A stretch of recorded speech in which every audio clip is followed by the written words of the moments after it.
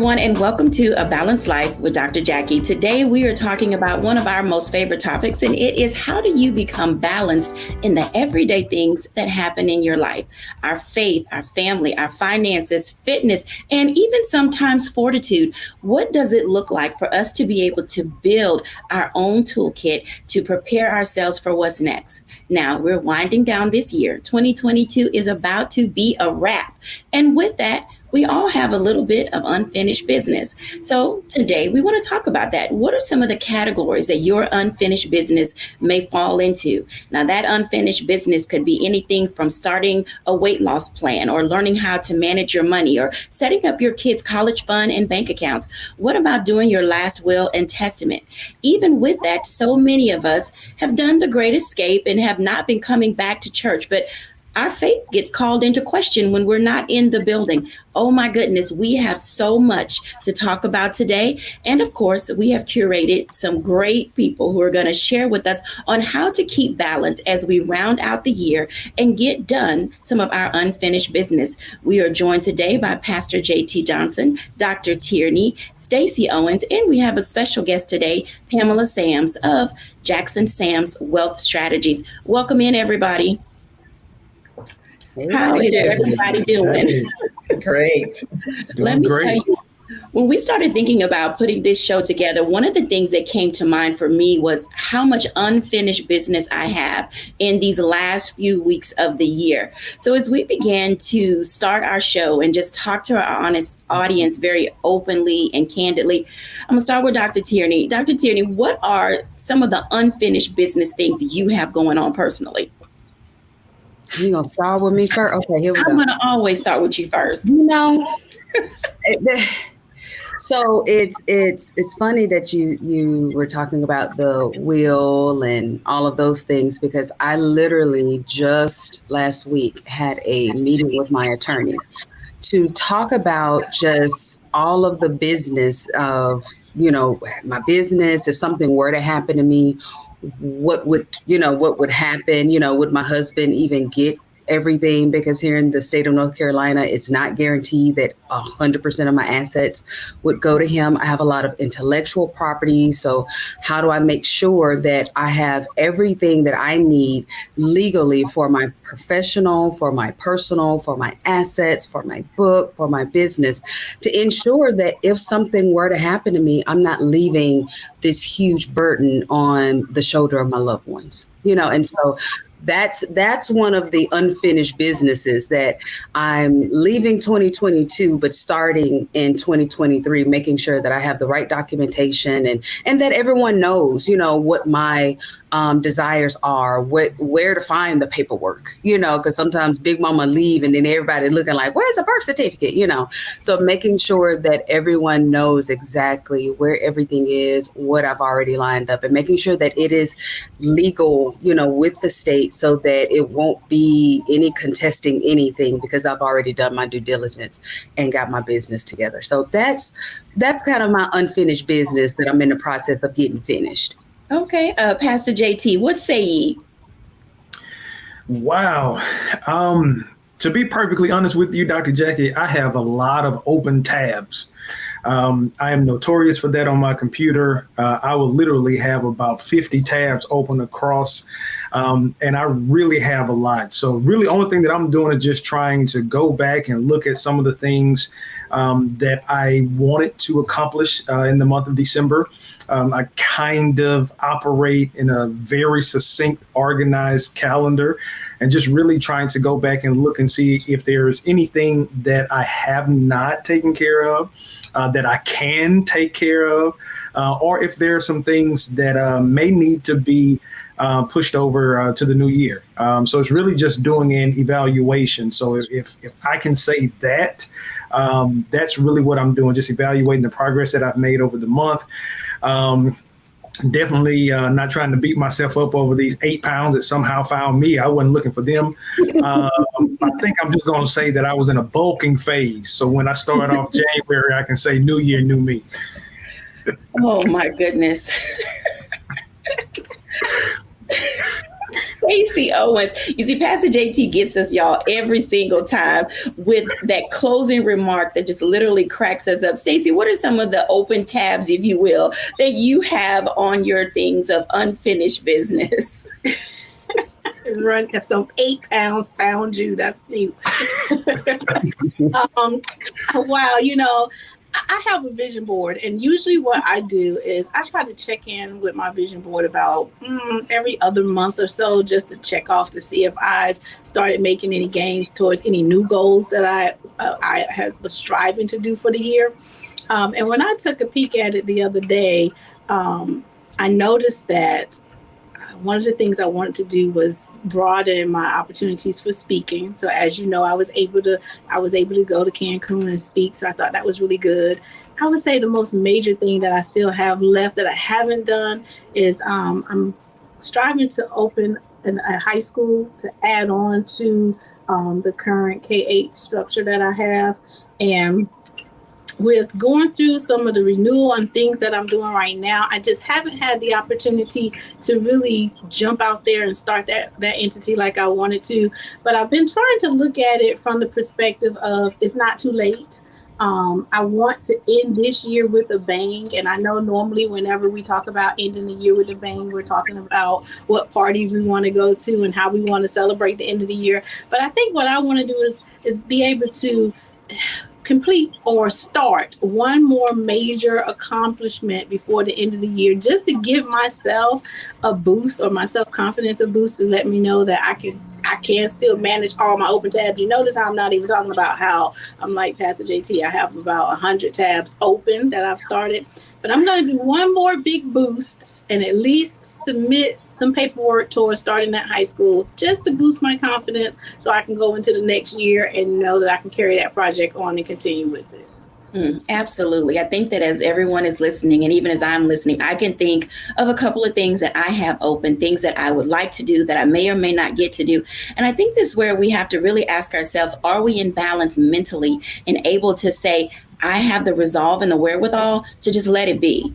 Sometimes you just have to say, I can't do it all within the 365 days that I had. And it's good to just begin fresh when you don't have so much baggage on you.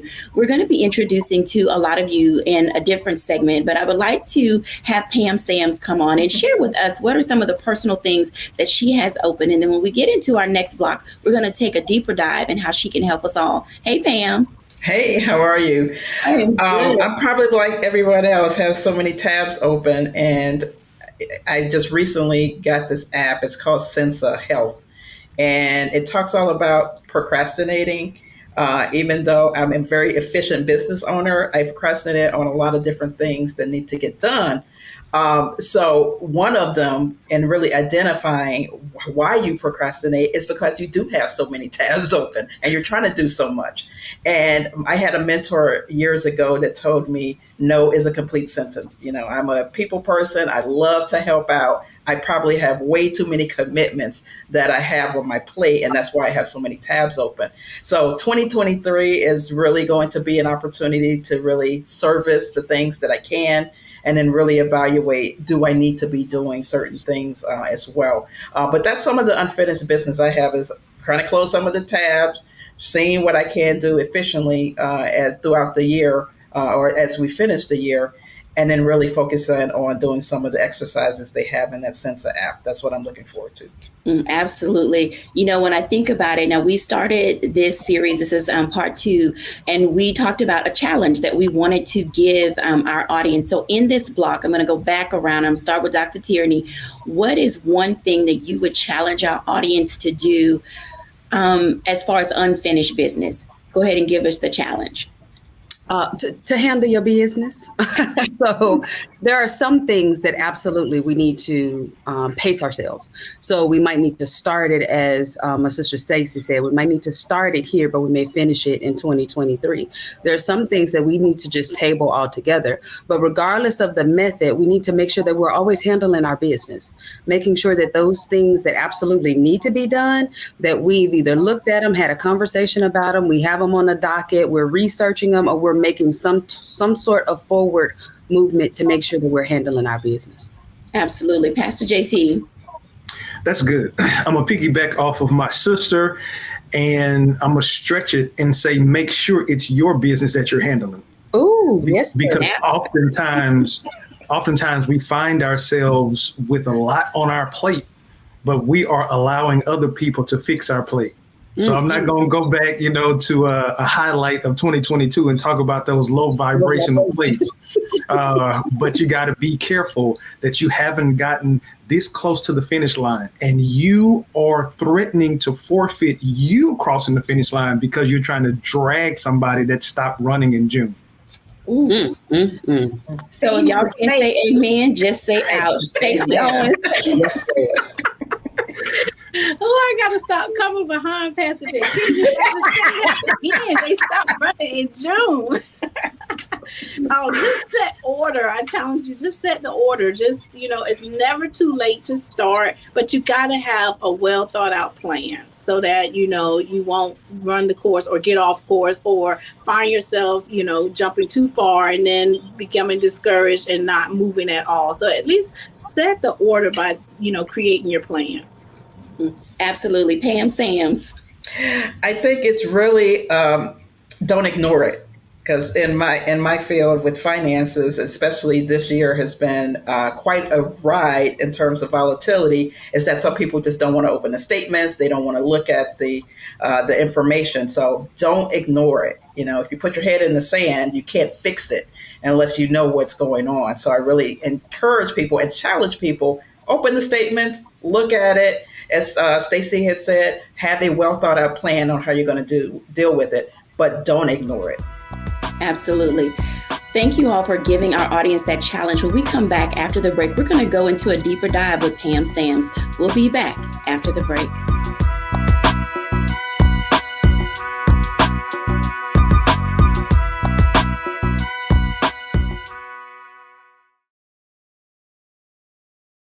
Don't you think it's time to get wealthy?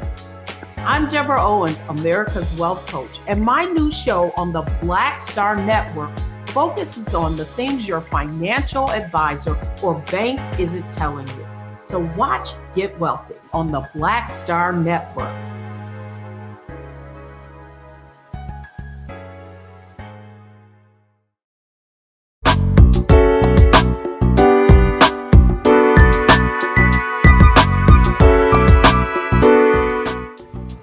Welcome back, everyone, to A Balanced Life. And as you can tell, you've got some great tips already on how to begin to work on and tackle and approach some of your unfinished business. And I will say, just myself, like most of you in our community and communities all around the world, we have some unfinished business as it relates to how we not only manage our money, but how we approach dealing with banking, setting aside for college, making certain there's enough for funeral arrangements, having to take over someone else's responsibilities when they're no longer able to do so. So Pam Sams is here of Jackson Sams Wealth Strategies. And I'd like for Pam to just come on in, tell us a little bit about herself and her company. And I've got some questions for you. Hey, Pam. Hey, Dr. Jacquie, how are you doing?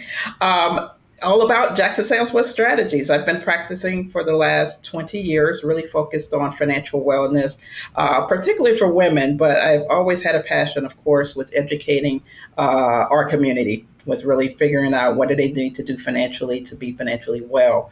I started my practice, like I said, 20 years ago, really by helping my mother transition to becoming a widow when my dad passed away in 2021. So I've always set out with the mission to educate and help women in the area of finances, and been loving it and doing it ever since. So that's the thing, oftentimes. So we're going to start with one of the ones that I believe gets people all the time. And that's when men say, I give my wife my paycheck. Mm-hmm. And I think with that comes a lot of stress of being the one to have to handle all the finances. Talk to us about being the individual who manages the money for the household. Yeah, and that can be very stressful for either party, whoever's going to take over managing the day to day. But I always tell people to really encourage their partner to take advantage of what's going on in the household, be privy to all of what's going on, especially in the absence of one or the other. In the case of my mother, really, she was not, ignorant to the fact of finances. But my dad did all of the bills. He wrote out the checks. She would write out, what do we owe on a month to month basis. And then what it needed to be paid, but the overall picture. And I think that's what happens with a lot of women. Sometimes we know what's going on in our day to day, but the overarching picture of what the long game looks like. And so one person handling it on a day to day, it could be stressful. That's why you really need to get together and partner together to understand where things are. I always encourage people to do what I call a financial date night if you have a partner, even if you have yourself, but set aside a set amount of time to look at your finances, look at the state of the union and where things are, and then explain to your partner, this is what we have in certain accounts, this is what we have for the long game, this is what we have in the short term, and make sure that people know where things are so there's not so much stress. So alleviate a little bit of the stress. Absolutely. So I want to build on that because there's long game for single people and then there's long game for couples. Mm-hmm. How do those two things vary and what does that budgeting look like as it comes to setting money aside for certain things, vacation, college fund, all of those things? I mean, there's just so much on a day-to-day basis related to money that if you skip one paycheck, you're near bankruptcy, because we still live in a paycheck to paycheck society, especially even during this time of pandemic and near post-pandemic times. Exactly. And it can be quite a challenge. What I encourage people to do is have more what I call a bucket strategy. So there's going to be short-term finances and then your longer term. So your longer term would be college planning for kids or retirement planning for yourself or even maybe buying a new house. And then the short term, how am I going to pay the bills this month? How am I going to pay the bills next week? So on and so forth. But you always need to pay yourself first, before everything else goes out. What I hear a lot of times is that I will save whatever's left over. And a lot of times people don't have the leftover. But I encourage people to look at what they have coming in, pay yourself first. That would be that side bucket. So when emergencies pop up, you're able to handle those versus going straight to a credit card with that. So you need to pay yourself first. But in terms of kind of having individuals and couples, same thing. You're going to have a game plan on what do you want to achieve for the short term, what do you want to achieve middle term, and then the long term. For single people, it'll be the same structure. It'll just be different values, of course, and different goals. But that's what you're really focused in on is your short term, your medium term, and then your long term goals, and then working on those together. What I see sometimes and oftentimes is that I see couples, and this is the first time when they meet with me, is that this is the first time they've actually looked at the long game as a couple. They have various ideas of what they want retirement to look like, but they really haven't had that conversation. So here I am coming in as a third party, really trying to interact with them to understand what's important to either one of you. And then are there some compromises? What do you see going on in your situation? And then trying to develop a strategy or a game plan around that. Absolutely. I want to invite Pastor JT into this conversation because oftentimes marriage, faith, family, and finances, they seem to go together, whether it's on the positive side of the equation or the negative side of the equation. Pastor JT, I know that you counsel and coach couples pre-marriage and during marriage. How important are talking about finances in the dating and engagement and before I say I do phases? It's extremely important. Actually, that's a segment of my premarital course where I discuss faith, family, fun, because I believe with those three, faith, family, fun, it gives you now an opportunity. Faith, family, fun, finances. I'm sorry, I know it's missing an F, but those 4 F's gives you an opportunity to really look at the total scope of what the marriage will look like. And I'm huge on this because there are a lot of people that spend a lot of time preparing for the wedding, but have no clue about the marriage. Mm-hmm. And that's why it's so many people. The statistics are scary. 51% of people that get married get divorced. So I want you to think about that. for every wedding planner, for every decorator, for every DJ, for every culinary artist that has a wedding on one Saturday, this time next year, that wedding probably that couple won't even make it to the end. And it's typically things that they are thinking will just find their way to smooth out in the wash. But if you don't deal with it up front, just as Pam said in the previous segment, we kind of bury our head in the sand. And when we are forced to deal with it, we really don't even know the person that we said I do to.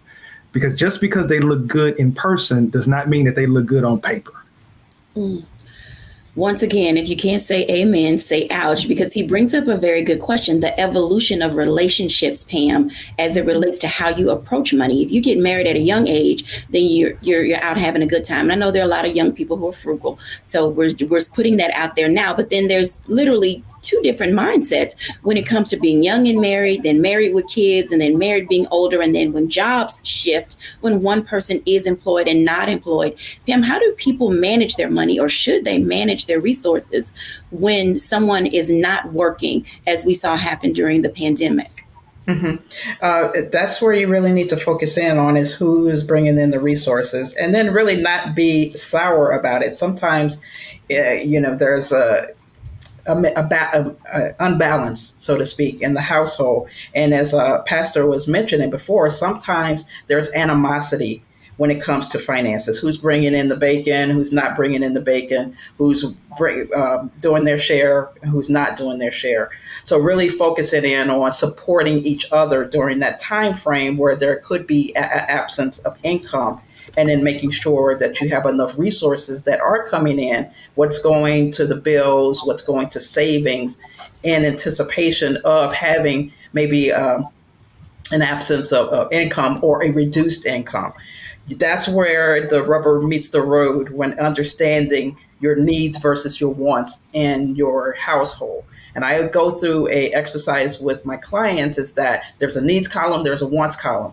If anything happens to your situation, what can we bare bones actually bring into the household to meet our obligations? Are there things that we can reduce or eliminate out of your budget? And then that's where you start from there. But back to what we were talking about, what Pastor was talking about with relationships when it comes to money, we bring into relationships how we grew up with money. So I have a lot of conversations with clients and prospects, people that I meet, understanding their money mindset. We develop our money mindset by the age of 6. And so we have our sometimes 6-year-old self still operating in the background of our money scripts and bringing that into a relationship. So with Pastor, when he does those, the counseling, you have to understand, what are you bringing into that relationship in terms of a money mindset? Did you grow up with your parents with a lot of debt? Was it talked about in the household? Did you receive an allowance? All of these different things come into play as you develop your relationship and as you develop building your financial household. So you bring up a good question, Pam, as it relates to an allowance. And I know that those are touchy points with couples. And I'm going to ask you first, then I'm going to ask Pastor JT. I don't. How do you want to say it? Wait, so for the time that we have in this block, an allowance for a child should be what amount? And then the allowance for an adult. And we're going to talk about that more in the third block, because I'm going to need some of y'all to level up on the allowance that you give in your spouses. So Pam.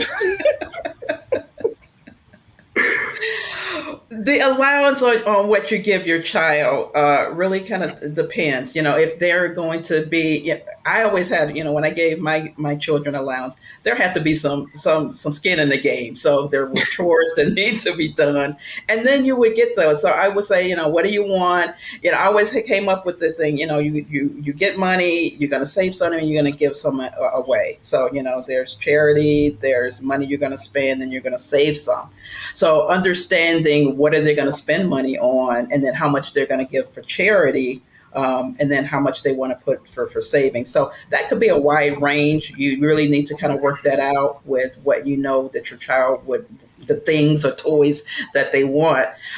In terms of an adult, really figuring out, there's kind of going to be that fun money bucket that you have. So, and this would be something that you agree upon, that, if there's a certain dollar amount that you won't go over. So, if there's an expense that's over a certain percentage or a certain amount, agree that that would be the fun bucket money you're going to take it from versus the household expenses, and then what that would come up with. But again, it has to be a consensus on what do you want to put away and what type of allowance that you would allow for adult. That's the safe answer. Okay. So when we come back after the break, we're going to give some unsafe answers. We'll be back in just a moment.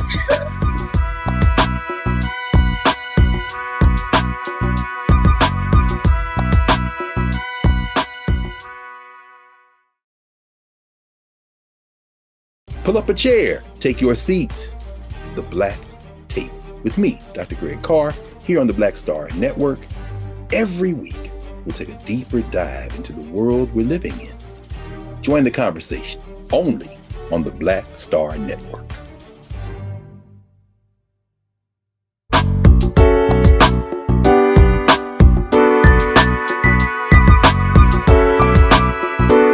Welcome back, everyone, to A Balanced Life. As you can tell, talking about money and relationships is a conversation that can go on and on and on. But that may be some of your unfinished business as you round out this year. So I want to bring everybody back in because I think that this is one of those conversations where all voices are needed. There's some conversations that require the village. And, Pam already told us that you give your kids an allowance when they have some skin in the game. And I know Pastor JT had some things to say about allowances because there's kids and then there's adults. And Pastor JT, how do we manage those things when money is tight and we have to also make sure everything else runs smoothly? Right. So now, as it relates to kids, I think to some extent, I think there has to be an open communication, especially. And so let me lend my comment to the side of the tight side, right?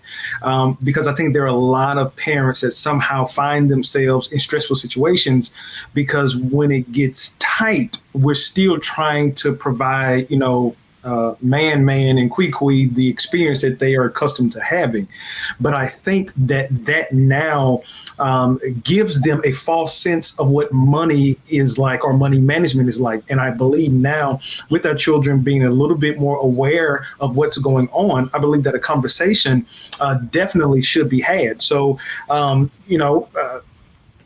guess now, time is different. I'm kind of, fortunately, I have two grown young men, so I don't necessarily have allowance in a sense, but they hit me up always, needing gas money or, stuff like that. So maybe I need to get a little bit more structured, but then I don't want to feel like I'm giving these grown men allowance. But that's a topic for a different day.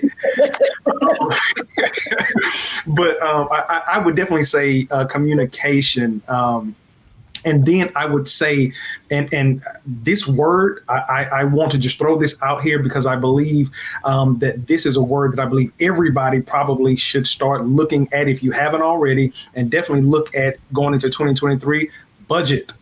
If you have a budget and you have already told the money where to go, it's easy for you to move money around based on what's coming in. So kind of, with my boys being out of the house, kind of the way we think about budgeting or from an allowance standpoint from adults, we kind of live on the 60-40. And I know 70-30 was kind of, catchy, but we did the 60-40, 10 to God off top, 10 short term, 10 to long term, and then we split 10. And then we live off of the 60. But we're both entrepreneurs.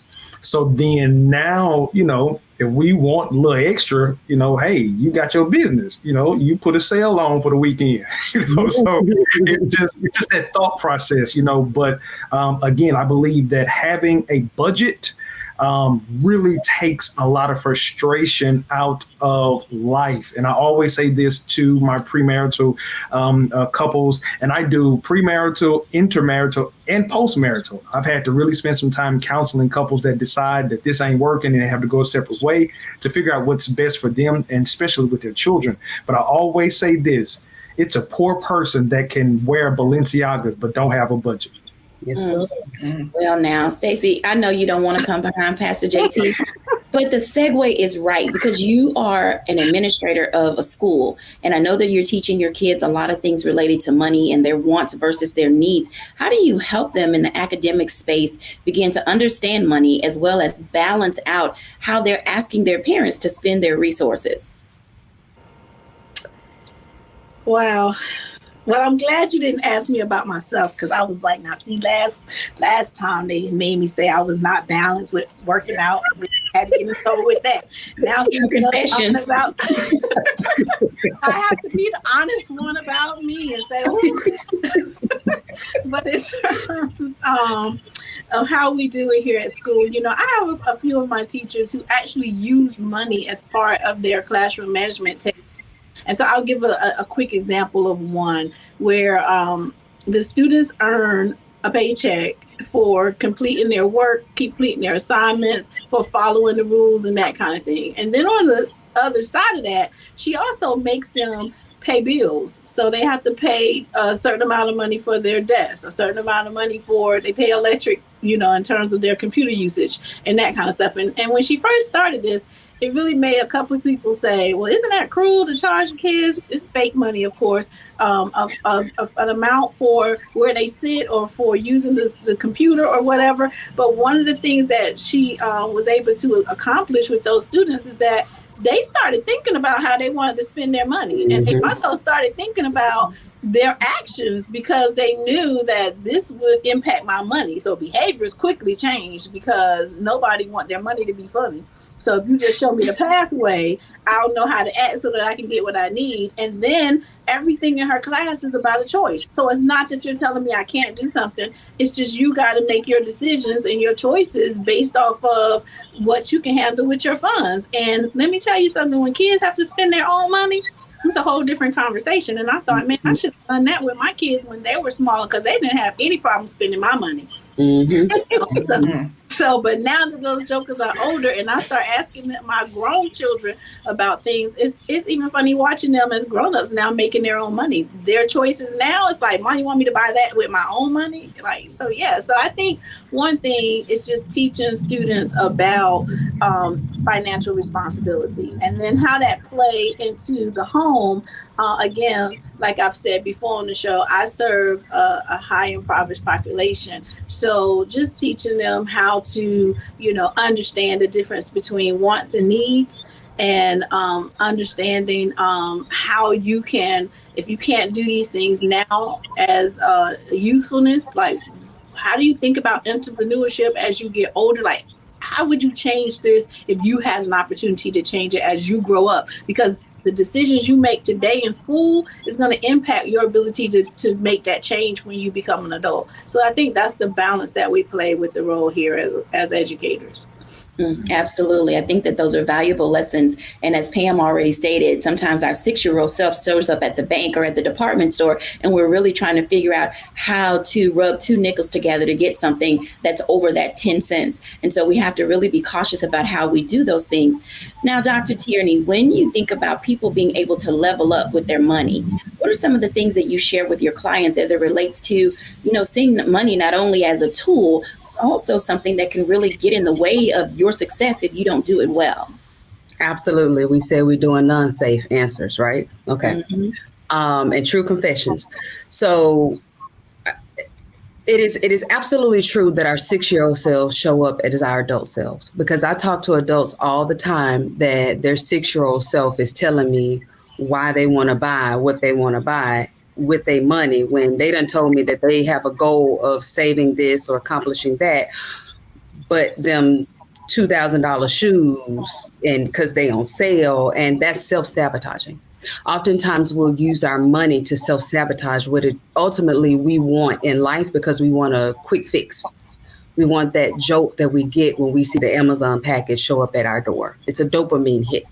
And so we tie our emotions to our money. And often the emotions that show up are those 6-year-old emotions, those emotions that want that instant gratification right now. And we don't see that the money that we make today impacts what we can do tomorrow. If I got it in my hand right now, I'm going to spend it right now. So then when I need it tomorrow, we end up normalizing things like the payday lending and all of those other predatory things that when people then take our money and charge us astronomical amounts of interest because we have not set a plan for our money because it was all about what I was feeling and not really what I said I wanted to do.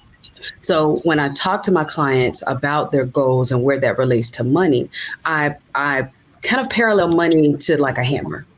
Money is no different than a hammer. If you take a hammer and use it properly, you can build some amazing things. If you take money and use it properly, you can build some amazing things. But if you take a hammer and you try to go and kill a fly, you're going to tear down some stuff. Same thing with money. If you take money and use it inappropriately, it can tear down relationships. It can tear down so much, and things that we really don't necessarily always connect money with. And so what I do is I guide my clients to go back and look at their 6-year-old selves. True confessions. When my husband and I got married, that was one of the very first things or even before we got married, honestly, that was one of the first conversations that we had because he was taught, you make your money and you buy what you want. No saving, no tithing, no none of that. You just make your money and you spend it. So as soon as you hit your hand, it's gone. Whereas with me, my mom, that was the very first thing. It was, okay, we got to take out our 10% off the top. Before even Uncle Sam get his, King Jesus got to get his first, so take out your tithe.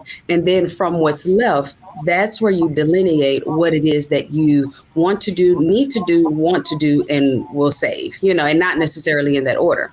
Something else that my mother did when I got my allowance, then if I wanted my nails done, if I wanted a CD, yes, I just dated myself because I was buying CDs. It all came from my money. I wasn't spending her money. She would look at me and say, well, where your money at? I'm not buying you those things. I feed you and I clothe you. If you want that new Tommy Hilfiger, because again, I'm dating myself, Tommy Hilfiger. That was a big thing in the 90s. But if I wanted all of those things, I had to use my money for it. So when I became an adult, it was easy for me to put that little child in check because my mama did it back in 1991. 1989, 1987. She put that child in check. So it's easy for me to put the child in check. So when we're talking about money, that's the thing you have to do. Put the child in check. Put the child in the back seat and say, I'm not going to make financial decisions based out of these emotions that what I want right now, and I'm going to railroad my future because I'm just looking for instant gratification. And I'm thinking that the shoes are going to give it to me, that, this or that thing is going to give it to me. Let's deal with what is actually happening, the emotion that's actually there, and stop throwing money at it. Absolutely. As you can tell, there's so many ways in which we can tackle these problems that we have in life, whether it's determining how to use our money wisely, if we're looking at things we want to buy, if it's trying to close some gaps and close some tabs, there are different ways to approach it. When we come back after the break, let's talk about approaches to managing and handling our unfinished business.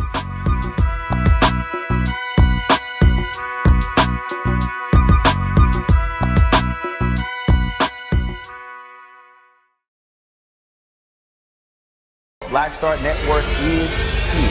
Oh, no punch! I'm real revolutionary right now. Thank you for being the voice of Black America. All momentum we have now, we have to keep this going. The video looks phenomenal. See, there's a difference between Black Star Network and Black-owned media and something like CNN. You can't be Black-owned media and be scared. It's time to be smart. Bring your eyeballs home. You dig?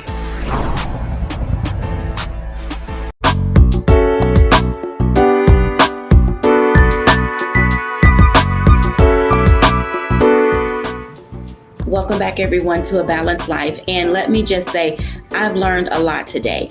Our guests today have talked to us about so many avenues that we can each pursue that will yield the results which we're seeking. Now, when we think about those things related to unfinished business and how do you become balanced, I'm going to start first because there are some things that I know I can say I need to just table for now.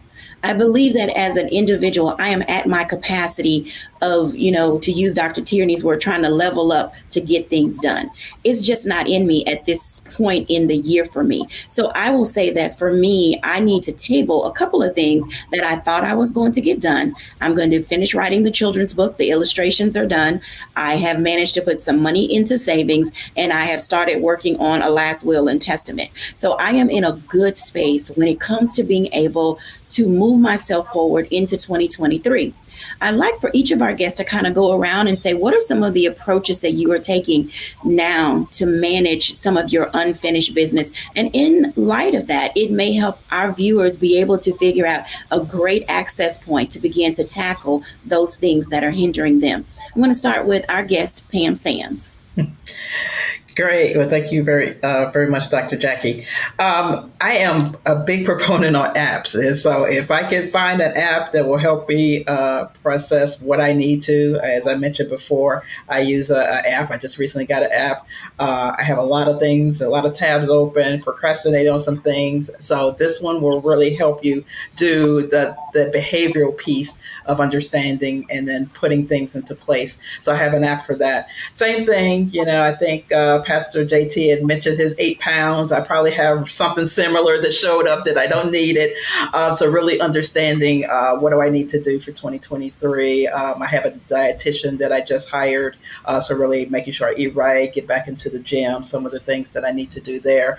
Between Christmas and New Year's, I always do my business plan. So that is up as well. And then recently I have some things that I'm working on in terms of building up my speaking practice and my speaking business as well. So I'm working on that and working with a mentor and coach. So those are some of the unfinished business things that I have going on for 2022 and into 2023. Absolutely. See, Stacey, I'm going to give you a break. What you say, lady?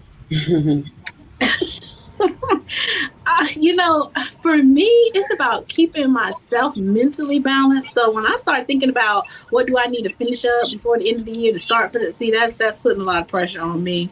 And I just can't, I can't mentally handle that. So I like to celebrate my efforts. I'm always saying, celebrate your effort, honey. I opened the book today. Like I haven't done any homework in a long time. They're going to call me in a moment. I opened the book. So, let's celebrate that. Let's reflect. Let's think about 3 things that I feel like I've done well this year. And then I ask myself, what did I learn in those moments? And then I'll be honest with myself and I think about, let's think about 3 things I didn't do well. And then let's reflect on that because it's in those failures that has always made me stronger. So I tend not to box myself in terms of thinking about time parameters. I just sort of reflect and celebrate. And that's how I keep moving. Reflect and celebrate. Yeah, that's an excellent approach. Dr. Tierney. So I gave myself, I'm giving myself 3 gifts this year. And these are the kind of the strategies in terms of closing out the year. So first, give yourself the gift of grace. Don't beat yourself up. If you're at this point and your list is beyond what you thought it would be and you thought you would have some more boxes checked off, give yourself the gift of grace and know that it's okay. This is not the end. We can, start over. We can keep going, Give yourself the gift of permission to do what you need to do and you want to do to close out this year. So be that take a meeting, take a nap, take a vacation, whatever it is that you need to do or want to do to help you finish the year strong, give yourself permission to do that. And then give your gift the gift of saying no. Sometimes we get into this process of just yesing everything where you may need to say no, even to yourself. Where you might need to stop justifying something that you're doing to say, no, I'm not going to do that. This is what I'm going to do instead. Or, just give yourself that gift to say no to yourself, no to others, so that you can finish the year strong and actually accomplish what it is that you want to accomplish so that you can start 2023 off on the right foot. Absolutely. Pastor JT. Well, thank you, Dr. Jacquie. I am actually going to use some of my cliff notes. Dr. Tierney was telling us all these gifts she's given herself. I wrote a blog on how to finish strong. So I'm not going to read the whole blog. I'm just going to give you the 5 bullet points that I came up with. Number 1, recommit to your goal. Don't go into 2023 without committing, because I think that when we go in with non-committal attitudes, we'll start finding ways to make excuses. Second thing, be effort driven, not outcome driven, because as long as Stacy said, if we celebrate the effort, it will cause us to show up every day and start to make progress. If we are only looking at the finish line, we'll start now being mad at ourselves because we didn't get to the finish line at a time that we thought we should have gotten there, when we are making more progress than somebody that's sitting on the couch doing nothing. Number 3, identify what you need to stop doing. Going back to what Pam said about procrastinating, there are some of us, we have been paralyzed by analysis. We're overthinkers. We just sit and we think and ponder. And it's somebody that's listening right now. Don't write another thing on that vision board. You don't need to do nothing else.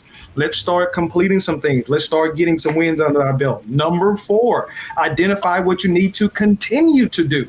There are some things that you did in 2022 that you've never done before. And just because you did it this year, that does not mean that it was only for this year. It very well could be the same thing that you need to do consistently to get you some wins in 2023. And number 5, identify what you need to start doing. What you need to start doing. You may need to start going to bed earlier. You may need to, instead of waking up in the morning, before you pray to God, before you see if your legs still work, you may need to stop checking Facebook and Instagram. You may need to start creating a budget. You may need to start disciplining out that 6-year-old that's telling you that you need to go buy another pair of black shoes when you don't have space in your closet for the 11 pair that you have now.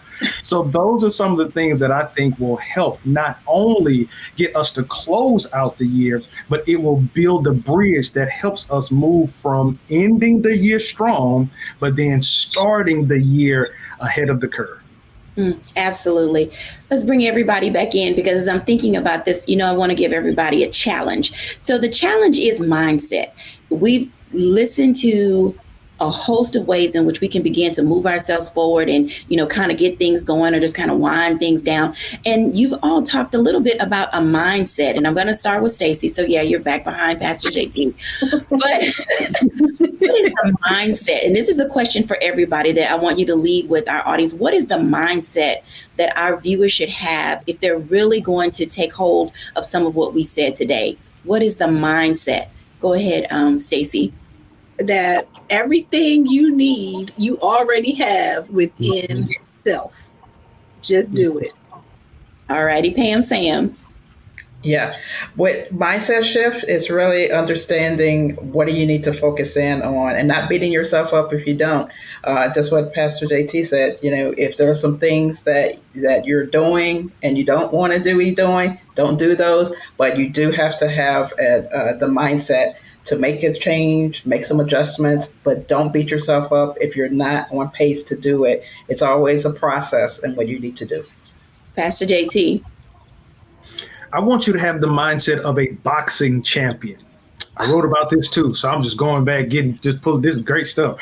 I want you to have the thought process, the mindset of a boxing champion. Every boxer leaves out of their room, heading to the boxing ring, and they are believing that they're going to win.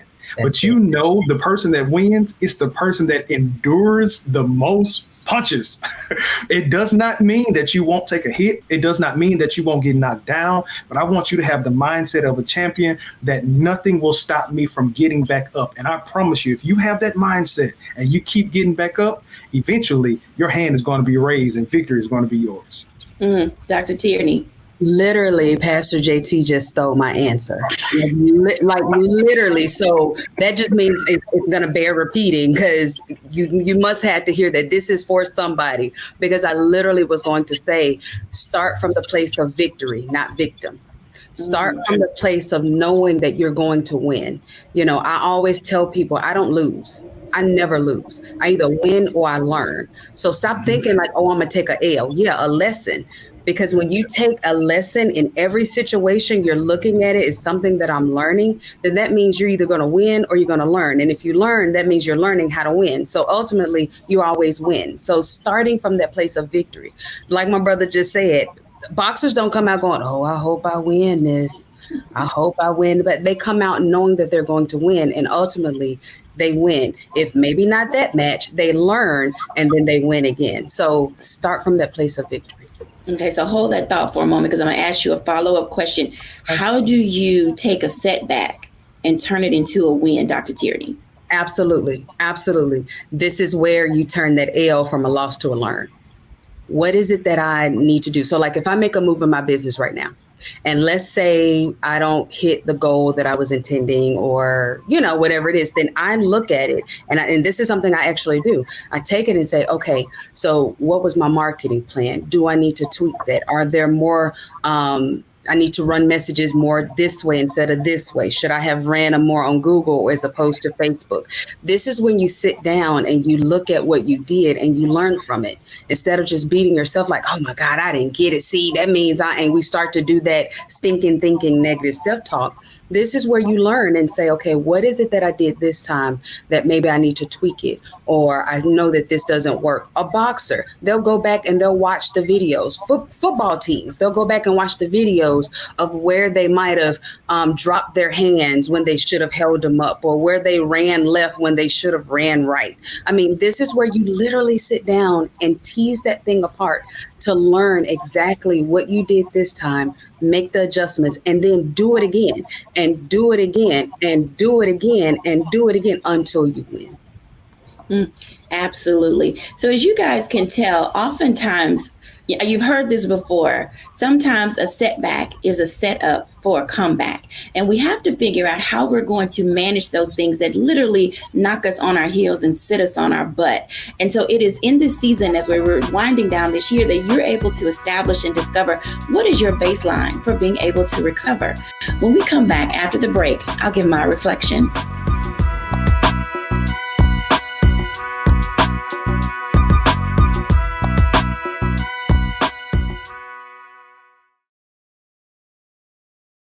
When you talk about blackness and what happens in black culture, we're about covering these things that matter to us, speaking to our issues and concerns. This is a genuine people-powered movement. There's a lot of stuff that we're not getting. You get it, and you spread the word. We wish to plead our own cause. Too long have others spoken for us. We cannot tell our own story if we can't pay for it. This is about covering us. Invest in black-owned media. Your dollars matter. We don't have to keep asking them to cover our stuff. So please support us in what we do, folks. We want to hit 2,000 people, $50 this month, raise $100,000. We're behind 100,000, so we want to hit that. Y'all money makes this possible. Checks and money orders go to P.O. Box 57196, Washington, D.C. 20037-0196. The Cash App is $RM Unfiltered. PayPal is R Martin Unfiltered. Venmo is RM Unfiltered. Zelle is Roland@RolandSMartin.com.